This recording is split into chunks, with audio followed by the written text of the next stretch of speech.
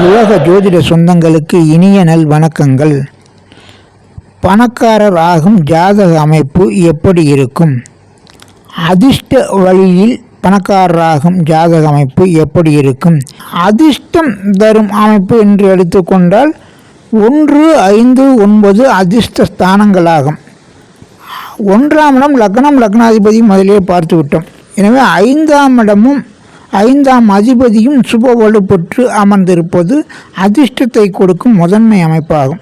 9ஆம் இடமும் 9ஆம் அதிபதியும் சுப வலுப்பெற்று இருந்தாலும் உங்களுக்கு கூடுதல் அதிர்ஷ்ட பாக்கியம் கிடைக்கும், அனுபவிக்கும் பாக்கியம் கிடைக்கும். எனவே 5ஆம் இடமும் 5ஆம் அதிபதியும் ஒருவருக்கு சுப வலுப்பெற்று இருந்தால் அவர்கள் பிறப்பிலேயே பூர்வீக முன் ஜென்ம அமைப்பில் அவர்கள் புண்ணியம் செய்த அமைப்பில் பணக்காரராக அமைப்பை பெறுவார்கள். அதேபோல் 9ஆம் இடம் வலுப்பெற்றிருக்கும் போது பாக்கியம் செய்திருக்கும் வாய்ப்பில் இந்த பிறவியில் அவர்கள் அனுபவிக்கும் பாக்கியத்தை பெறும் வகையில் பணக்காரராகுவார்கள்.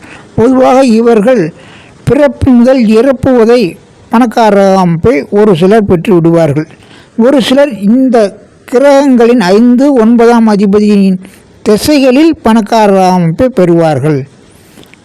எனவே அதிர்ஷ்ட வழிகளில் 5, 9ஆம் இடங்கள் சுப வலுப்பெற்றிருந்து அந்த திசைகள் நடக்கும்போது அதிர்ஷ்ட வழிகளிலும் தகுதிகள் புத்தி கூர்மை அடிப்படையிலும் புகழ் பொருளாதார முன்னேற்றத்தையும் பெற்று பணக்காரர்களாகுவார்கள்.